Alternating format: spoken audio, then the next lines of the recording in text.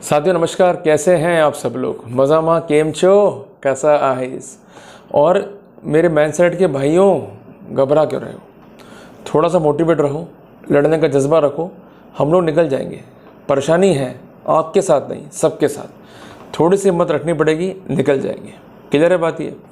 साथियों, जो बात आज मैं डिस्कस कर रहा हूँ ये काफ़ी प्रैक्टिकल है और ये समस्या आपकी लाइफ में आ सकती है यदि आप अलर्ट नहीं रहे। साथियों, यदि आप प्लान कर रहे हैं फर्स्ट मैरिज का, या प्लान कर रहे हैं सेकंड मैरिज का, या प्लान कर रहे हैं थर्ड मैरिज का, कई बार ऐसा होता है कि हमारी मैरिज फेल हो जाती है, हमको लगता है कि दोबारा घर बसा लेना चाहिए। बट प्रॉब्लम ये आती है कि जो गलती हमने पहले करी है वही गलती हम दोबारा कर बैठते हैं। और किसी ने ठीक भी कहा है कि दूध का जला छाछ को फूंक फूंक के पीता है, पर हमने ना तो फूंक फूंक के पिया और ना ही कानून के वो प्रोटोकॉल जो हमें जीवन दे सकते थे उनको फॉलो किया। और यही हमारे जीवन में एक ट्रबल जो है क्रिएट करता है। जब हम जागते हैं बहुत देर हो जाती है और अल्टीमेटली हमें कठिनाइयों का सामना करना पड़ता है। अब मैं जरा आपसे एक सामान्य बात पूछता हूँ, बहुत सामान्य बात। आप में से अधिकांश लोग इनकम टैक्स भरते हैं, ठीक है जी। कुछ लोग इनकम टैक्स और जीएसटी जो है दोनों भरते हैं। मैं टैक्सेशन की बात कर रहा हूँ। तो जब भी आप टैक्स का डॉक्यूमेंट सबमिट करते हो तो एक डॉक्यूमेंट है, उस पर आपका पूरा ब्यौरा है कि आपने साल भर क्या कमाया, क्या खर्चे किए, क्या डेप्रिसिएशन है, क्या डिडक्शन है। और उन्हीं डाटा के बेसिस पर आप जो है रिबेट्स क्लेम करते हो, उन्हीं डाटास के बेसिस पर आप टैक्स बेनिफिट क्लेम करते हो और उसी के बेसिस पर गवर्नमेंट को ये मालूम पड़ता है कि आप काम क्या कर रहे हो। क्लियर है? तो मेरा कहना यह है कि गवर्नमेंट को भी आपके बारे में जानने से पहले आपके द्वारा दिए गए डाटा पर काम करना होता है। जब संतुष्ट गवर्नमेंट हो जाती है कि आपने सही डाटा जो है सबमिट किया है तो गवर्नमेंट वहाँ पर कार्रवाई नहीं करती है। क्लियर है? तो वही का वही फॉर्मूला अगर हम अपना लें मैरिटल लाइफ में तो हमें कोई भी ट्रबल नहीं होना है। बट प्रॉब्लम ये है कि अभी भी हमारा जो माइंड सेटअप है वो इस तरह का है कि अगर लिखा पढ़ी करेंगे या हम लड़की पक्ष से ये कहेंगे कि आओ भाई लिखा पढ़ी करो तो वो भाग जाएंगे साहब। देखो, आपको एक छोटी सी बात मैं कहना चाहता हूँ कि आज के समय में जो है प्रभाव है कलयुग का। दूसरी बात यह है कि कुछ लोग कहते हैं कि भारतीय महिलाएं अब विश्वसनीय नहीं रही हैं जितना वो पहले थी। आप ज़रा सोचिए कि जो आपके ग्रैंड पेरेंट्स हैं क्या उनका तलाक हुआ? जो आपके पेरेंट्स हैं उनका तलाक हुआ? इवन अगर आप पेरेंट्स हैं तो आपके बच्चे हैं तो क्या आपका डिस्प्यूट आपकी वाइफ से हुआ? अगर आपकी मैरिज जो है वो 80s या 90s के टाइम की है। डिस्प्यूट अभी क्यों हो रहे हैं? क्योंकि कल्चर जो है चेंज हो गया, लड़कियां जो है मॉडर्न हो गई, लड़कियां जो है पढ़ लिख गई हैं। ससुर चाहता है, सास चाहता है कि लड़की जो है घर में रहे, एक वो लड़की जो पढ़ लिख गई है और अल्टीमेटली आपके घर में जो है बहू बन के आ गई है, और बहू चाहती है कि वो काम करे। तो इसको कहते हैं फ्रीक्वेंसी मिसमैच का केस। अल्टीमेटली झगड़े होते हैं और लड़की अपनी आज़ादी पर जब फील करती है आक्रमण तो वो लड़के को परेशान करती है, भाई घर से अलग हो जाओ। जब लड़का नहीं होता है तो वो उसको छोड़कर अपने पीयर चली जाती है और अल्टीमेटली वहाँ से जो है झूठे केस लगाना शुरू करती है। पहला मुकदमा यूजुअली फाइल होता है 498 आईपीसी का, जो आज के टाइम पे कॉमनली हो गया है 85 बीएनएस। क्लियर है? इसके अलावा कई बार ये भी आरोप होते हैं कि हमको जान से मारने का प्रयास किया, हम पर कैल्शियम डालने का जो है प्रयास किया, हम लोग बच के निकले, अगर हम बच के नहीं निकलते तो हमको ये प्राणी जो है जान से मार डालते हैं। क्लियर है बात ये?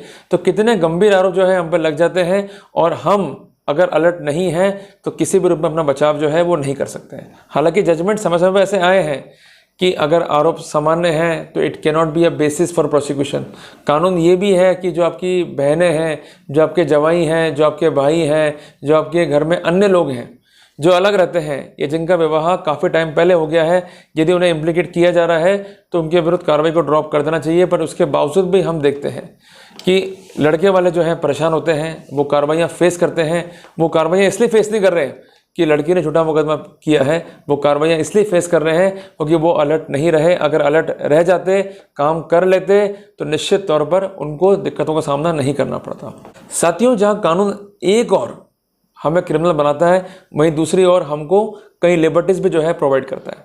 उदाहरण के लिए अगर मैं कहता हूँ कि ए ने बी के साथ जो है सेक्स किया और बी जो है वो थाने पहुँच जाती है ये कहते हुए कि इससे मेरा बलात्कार किया। अब ज़रा सोचो कि ए के पास सबूत नहीं है और ए सिंपल ये कहता है कि हमारे संबंध जो है सहमति से रहे, तो क्या पुलिस छोड़ देगी ए को? उत्तर क्या है? नहीं।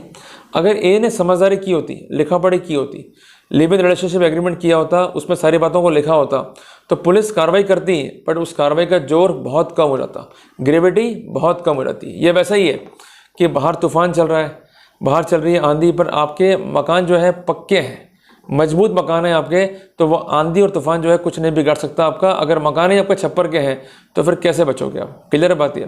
तो हिंदुस्तान में जहां लड़कियों के लिए उनके पक्ष में कानून बनाए गए हैं, वहीं उसके साथ साथ रेस्ट्रिक्शंस को भी डाला गया। उदाहरण के लिए अगर आप देखें रेप केस को, तो उसमें कहा गया है कि किसी महिला के साथ बलात्कार अपराध होगा यदि इंटरकोर्स जो है उसकी कंसेंट या उसकी विल के साथ जो है नहीं किया गया है।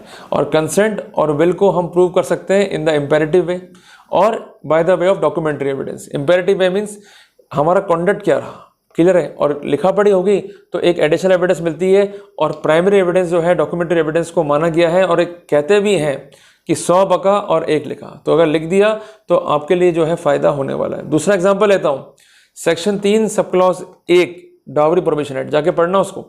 उसमें लिखा हुआ है कि जो कोई भी दहेज लेगा और देगा वो अपराधी होगा। पर सेक्शन 3 सब क्लॉज 2 ये भी कहता है कि अगर वो सामान आपने as a gift, as a custom लिया है तो अपराधी नहीं होंगे। तो वही तो मैं कह रहा हूँ साहब, चीज़ें वही हैं, जज्बात बदले, परिस्थितियाँ बदली, सब कुछ जो है चेंज हो गया। क्लियर है बात ये। तो अगर आपने लिखा पढ़ी कर ली और चीज़ों को स्पेसिफिक कर दिया कि जैसे कि ये गिफ्ट है, ये कस्टमरी गिफ्ट्स है या ये काइंड्स हैं, then it would not attract the dowry prohibition act, even it will not attract section 406 of IPC, जो हमारे लिए एक बड़ी ट्रबल जो है आज के टाइम पे बनी हुई है। अब ज़रा सोचो कि आपने लिखा पढ़ी नहीं करी, अपन स्थितियों को लेते हैं, और लड़की से आपकी बात बिगड़ गई, लड़की जो है थाने पहुंच गई, तो वो रिपोर्ट में क्या लिख के देगी कि शादी में मेरे माता पिता ने बढ़ चढ़ के दान दे दिया। क्लियर है। अब सबसे हैरानी की बात यह है कि इनके माता पिता जो हैं हर बार ही चार्ज रहते हैं कि अभी भी शादी हुई 2 साल पहले, तब भी बढ़ चढ़ के दान दे दिया और भिखारी हो गए, उसके बाद तलाक भी हो गया, फिर वापस से रीमैरिज कर ली, मैं बात कर रहा हूँ सेकंड मैरिज के केस में, फिर बढ़ चढ़ के दान दे दिया और फिर से जो है बेरोजगार हो गए। क्लियर बात ये। तो कहने की बात यह है कि अगर आपको लोन लेना है किसी से, तो it is not better option to be a businessman और a settled person. Better option क्या है, बेस्ट ऑप्शन क्या है? मुझे देख कर ऐसा लगता है कई बार कि आप एक लड़की के पिता बन जाओ। अभी कुछ लोग कहेंगे कि आप पर बीतेगी तो मालूम पड़ेगा, ऐसा थोड़ी ना होता है, हमारे को मालूम है, हमको भी जो है दहेज देना पड़ता है, तो मत दो दहेज। किसने कहा? अगर आपको लगता है कि लड़का किसी काम कर्म का नहीं है, निकम्मा है और हमारी बिटिया का ध्यान नहीं रख पाएगा, तो शादी मत करो इससे। ढूंढो उसके लिए IAS IPS, बट उसका कैडर ही नहीं मैच कर रहा ना। उसको मालूम है कि अगर मैंने लड़का समझदार ले लिया, पढ़ा लिखा ले लिया, तो मेरे को जो है वो चैन चबा देगा। तो लड़का वो लो जिसकी नाड़ी दबती हो।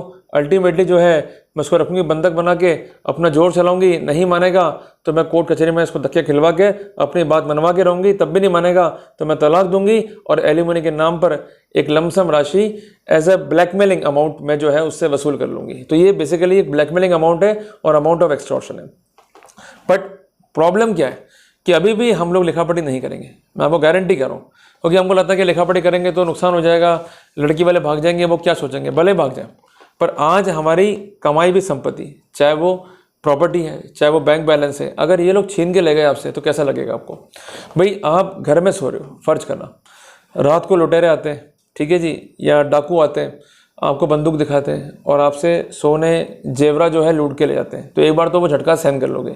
पर यहाँ तो ओपन शट आपके घर में घुस के आपसे बदतमीजी कर रहे हैं, आपसे पैसा भी ले रहे हैं, आपको चोर भी कह रहे हैं और अल्टीमेटली आपको ह्यूमिलेट करते हुए भारी भरकम राशि मेंटेनेंस के नाम पे ले रहे हैं। और इनके लिए मैं विशेषता कहना चाहूँगा कि उल्टा चोर कोतवाल को डांटे, क्योंकि अल्टीमेटली ये लोग जब अपनी पे आते हैं तो ये किसी की भी नहीं सुनते और इतना गंदा गंदा आपको बोलेंगे कि आप कान पे हाथ रख लोगे, पर अल्टीमेटली कौन सुनेगा आपकी? आप कोर्ट जाओगे, रोते रह जाओगे कि हमने दहेज लिया ही नहीं, हमने जो कुछ भी लिया वो कस्टमरी गिफ्ट है। तो क्या जज सुन लेगा आपकी? उत्तर नो।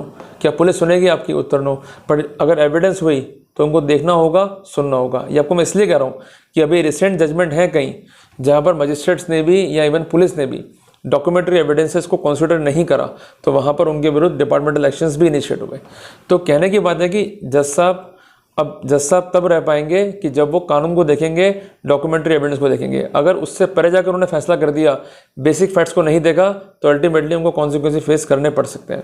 तो इसलिए हमेशा मैं कहता हूँ कि आप शादी कर रहे हो, साफ साफ ये कह दो भाई, जो भी सामान हम शादी में देंगे, जो भी सामान आप शादी में दोगे, उसकी लिखा पढ़ी प्रॉपर करेंगे, उसके प्रॉपर बिल लो, इनवॉइसेस, जो भी खर्चे करने खाते से करो। उसके बाद उन समस्त इनवॉइसेस की फोटोकॉपी करो और उस जो कंसर्न लिस्ट है उसके साथ में लगा दो। जो घर में बड़े बुजुर्ग हैं उनके साइन कराओ एज अ विटनेस। क्लियर है? तो ये काम जो है पक्का हो गया आपका। अगर ये काम आपने कर लिया तो सेक्शन 3 सब क्लॉज 2 DP8 सबको मिल जाएगी इम्यूनिटी। जिंदगी भर आपके ऊपर धारा 3 DP8, धारा 406 IPC से लगेगा ही नहीं। क्लियर है बात ये? पर एक स्टेप ले लिया होता तो दिक्कत नहीं पड़ती।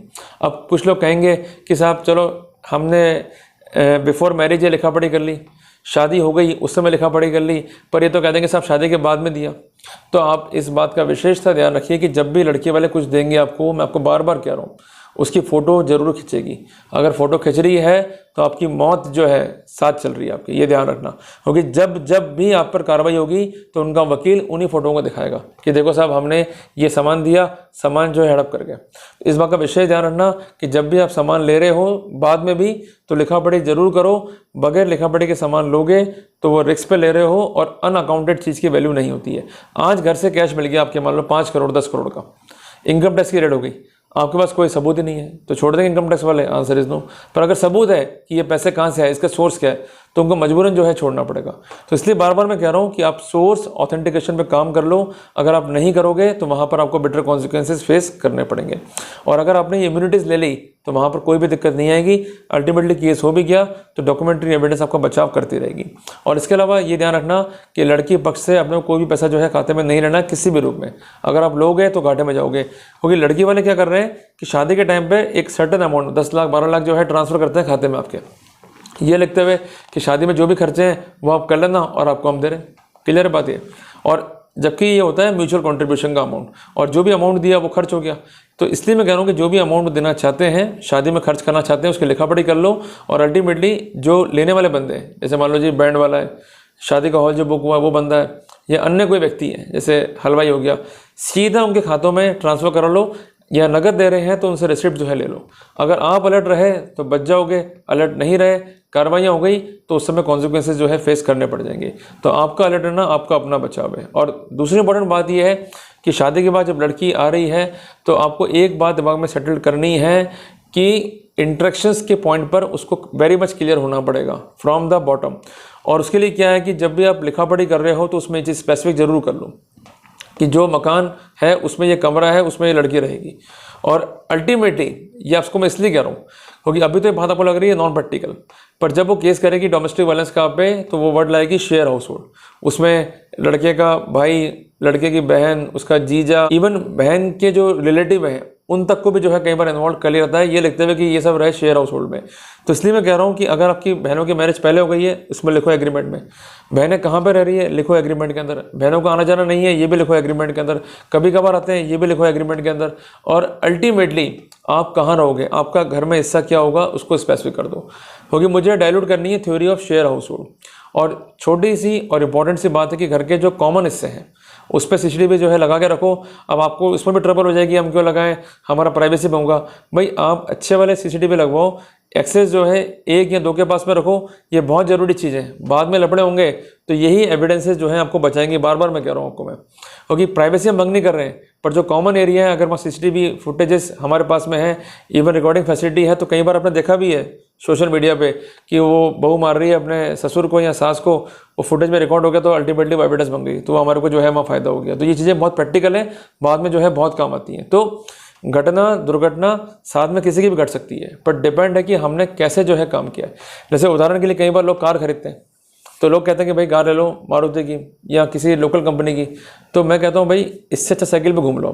ये इसलिए मैं कह रहा हूँ क्योंकि बेसिकली अगर आपने एक अच्छी कंपनी की कार नहीं खरीदी तो उस सिनेरियो के अंदर आप वैसे मारे जाओगे। तो वैसी स्थिति यहाँ पर है कि अगर आप अलर्ट नहीं रहे, आप लापरवाह रहे, आपने लिखा पढ़ी नहीं करी, तो बचने के चांसेस आप खुद अपने ख़त्म कर रहे हो। तो we must secure our chances to for survival. दूसरी बात, लड़की अगर पढ़ी लिखी नहीं है बिल्कुल मत लेके आओ। लड़की अगर एबल टू अर्न नहीं है, उसने कुछ भी काम नहीं करा, बिल्कुल मत लेके आओ। और उसमें लिखो एग्रीमेंट के अंदर कि हम तो जॉब कराएंगे जी और जॉब कराना हमको पड़ेगा। और जो भी लड़की की इनकम है वो कई बार करती है कि अपने पति से कि भाई आपके खाते में ट्रांसफ़र कर देती हूँ या कोई लोन में हेल्प कर देती हूँ, कतई हमें हेल्प नहीं लेनी है। इस बात का विशेष ध्यान रखना। कोई भी अमाउंट पत्नी से या उसके जो घर वाले हैं उनसे हमें हमारे खातों में कतई ही नहीं लेना है। ले लिया है तो रिफ़ंड तुरंत कर दो, अदरवाइज़ मारे जाओगे। इस बात का विशेष ध्यान रखो। एक छोटी गलती, एक छोटी एंट्री हमें मुलजिम बना सकती है। इस बात का विशेषता हमें ध्यान रखना है।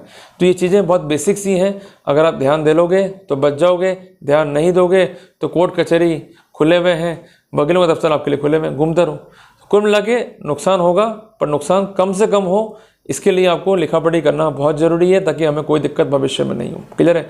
तो ये बातें बहुत बेसिक सी हैं जिसका मैंने आज पार्ट 1 जो है डिस्कस किया है। पार्ट 2 में मैं डिस्कस करूंगा the concept concern with the maintenance, और उसको हम कैसे मिनिमाइज करें और इंसेप्शन पे हमें क्या तैयारी करनी है ताकि भविष्य में अगर मेंटेनेंस केस डालती भी वाइफ तो हम क्या क्या अपने बेस्ट डिफेंस जो है तैयार कर सकते हैं या रख सकते हैं as per the modern theories. Clear है? तो जल्दी मिलते हैं अपन एक नए टॉपिक के साथ। टिल देन जय हिंद, जय भारत।